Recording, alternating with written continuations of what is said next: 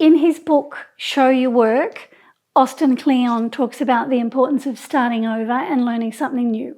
He says, look for something new to learn and dedicate yourself to learning it out in the open. So, taking his advice, a few weeks ago I tried painting a landscape in watercolour for the first time, and it wasn't good. In this video, I'll share with you all the things I learned. I've told you before that I've been asked many times to paint landscapes, and I've resisted up until now because it's not something I've ever really been interested in painting. Nevertheless, against my better judgment, I thought I'd give it a go.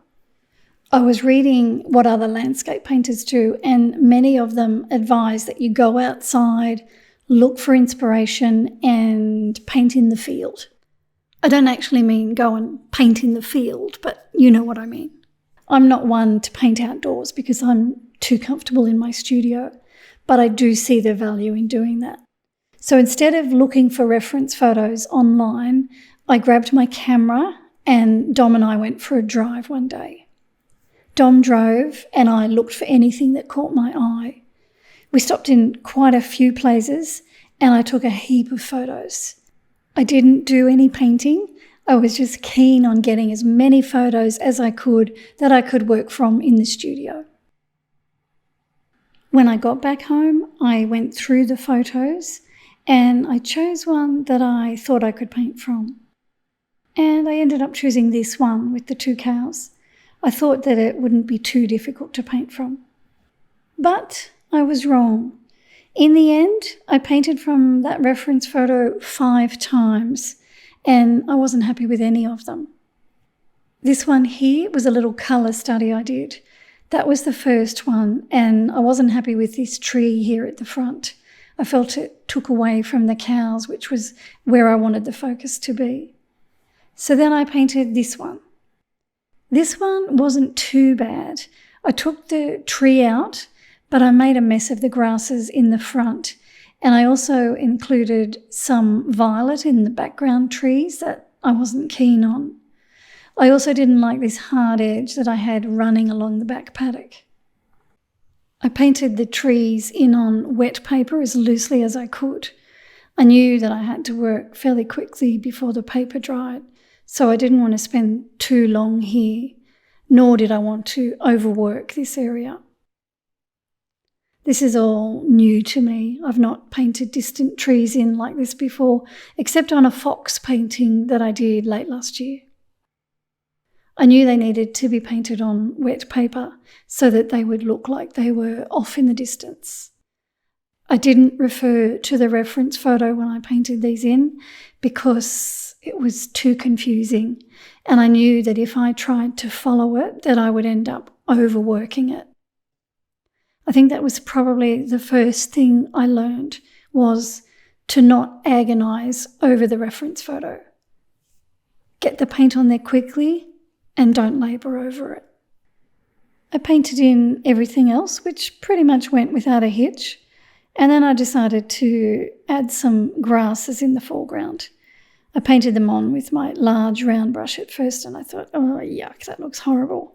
So then I got a Chinese brush out and tried to fix it. I didn't fix it. I ended up in a huge mess here. Then I ended up wetting it with some water, and then I got my rigger brush and tried to add some more. The more I fussed with it, the worse it got. I ended up wetting it and getting a tissue onto it to take some of the grass off. And then I got some white gouache out and I started to paint some more grass on with the rigger brush. So I knew at that point that I really need to practice painting long grasses like this. So that's my second attempt, and I felt that I could do better, so I tried again. With the third painting, I fussed with the trees at the back too much. I tried to paint in a few hard edges to define some of them, but I wasn't sure I liked it after I had done that. As well as that, I had this mound of shrubs behind the cows that I felt looked too symmetrical. So that's another tip that I can give you when you paint landscapes. Try not to paint symmetrical shapes. This is where I realised that it's a good idea to avoid making shapes and trees too symmetrical, because nature rarely shows perfect symmetry, and creating too much symmetry in your painting can make it feel artificial or contrived. Instead, I should have tried to create a sense of randomness and natural variation in this section of shrubs. Perhaps I should have paid more attention to the way the shrubs were growing and interacting with each other. I painted on a combination of wet and dry paper here, so I had some hard edges and some soft edges. I also used my brush to come back and soften some edges after I had painted it onto the dry paper. So here's where I started to fuss with the trees at the back and create a few hard edges here and there. I had to search for tree shapes in the mess that I had made. And then I tried to make sense of them by creating a few hard edges like this. And I wasn't even sure whether I should be putting hard edges at the back of the painting like this. But I was experimenting, and in doing so I ended up overworking things.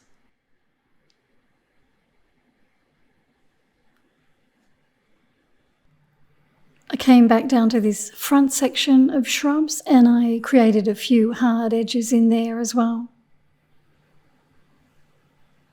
And this is the fourth painting. And with this one, I tried to fix that area of shrubs behind the cows, and I was more happy with that. But I knew I could do better. I painted in the sky and then I waited until it was dry, and then I re-wet it with water and I painted all those tree shapes in on the wet paper. Here I've gone back to the distant tree line and I started to define some of the edges of the trees. I painted negatively here. So I'm painting around the outside edge of the tree in order to define it. I'm not painting on the tree itself, I'm painting the area that surrounds the tree. And then I added a bit more colour to the darker sides of the trees. So I did that on the wet paper as well. Then, of course, I painted a fifth painting. And after completing the same painting 4 times, you'd think I'd get it right on the 5th painting. I didn't.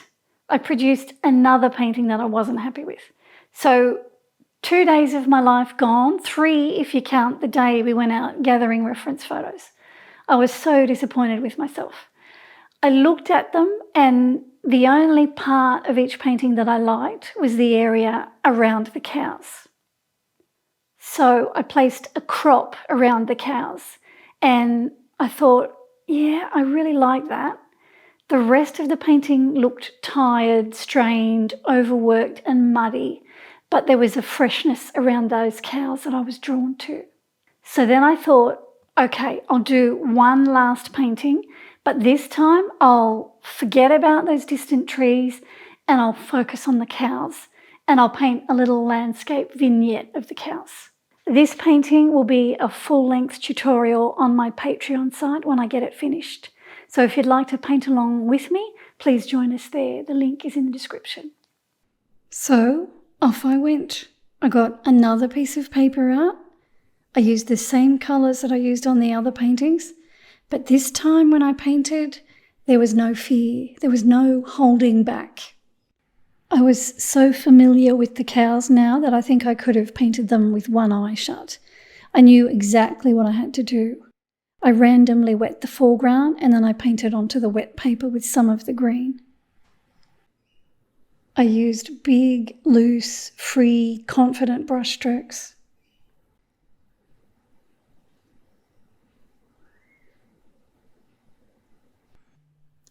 I splashed some water around to create some deliberate blooms.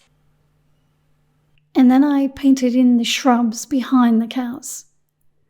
I used the same method that I used on the other paintings, but I felt less inhibited this time and much more confident. It was then that I realised yet again how important it is to stay true to yourself. Professional artists should paint what they want to paint and how they want to paint it. And they should avoid creating work based on what they believe others want to see or what they think will sell. And I try all too often to keep other people happy. And in the end, the person that is least happy is me. I think when artists create work that is not true to themselves, it can lead to burnout and disillusionment and a lack of passion. I love painting, but I want to paint what I want to paint. As I mentioned, traditional landscapes have never really interested me. But this little vignette of some cows in a paddock interested me. It excited me. It was a joy to paint and it flowed off my brush. I loved painting it. I now want to go through my photos and paint more of them. I can see myself painting some little landscape vignettes with houses and barns and old tractors. So I'm not sorry that I spent 2 days painting 5 paintings that didn't work out the way I wanted them to, because it led me to this. And here it is finished after I painted the cows in, and I'm quite happy with it. I've got prints of this painting available on my website, and with every purchase, we are planting a tree in Australia through our partnership with One Tree Planted. What did I learn from these failed paintings? I learned it's important not to fuss. Get the paint on there and leave it alone. Use a limited palette. Too many colours is confusing. There's too many choices to make. Paint quickly. Decide on your focal point. Don't paint everything you see. Rearrange things and simplify things. Do a few thumbnail sketches first to get your composition right. Mix enough paint for the large areas. Gouache is helpful for tree trunks and grasses. And think about your edges all the time. Where do you want hard edges? Where do you want soft edges? The most important thing I learned is to be true to myself, to paint what I want to paint, not what I think other people want me to paint, or not what I think will sell. And that's so important if I'm going to avoid burnout and avoid losing interest in my art. It's important to keep that passion alive. Thanks for watching. I hope you enjoyed it, and I'll be back next week. And in this video, don't you think that's weird? I feel like a school kid. No, I like it. And in this, so I don't actually say in this video, I'm just going to say in this video I'll share with you all the things I learned. It's just for the cover. Huh? No, this is the start of the video. This is the start of the video. And it wasn't good. In this video I'll share with you all the things I learned. Put the book straight down after you finish it because you were waving it like this, and then say, and it wasn't good. Fix your microphone, face it towards the mouth. Bring it to a class, which is supposed to be. Yeah, no, but it wasn't going to work. Oh, now what? Starting. In this video, No, how do you want, like that. like that? What did I do? You had it, Yeah, you you had can it at the bottom. like that. Yeah. Like that. Okay, And she says the name, but it doesn't matter. shall I do it again? Go. And it wasn't good. And that was really awkward. Do it again. And don't, you point your little finger when you hold the book you with. Oh! Recording for nearly 5 minutes, by the way. And it wasn't good. In this video, I'll share with you all the things I learned. Oops. Do I need to do it Strap that again? to your, strap that to your pants. Yay. I didn't hold the picture up, but... It's fine, I'll worry about it. And after completing, Stop looking at me, look at the camera. completing was the area around the coast. The coast.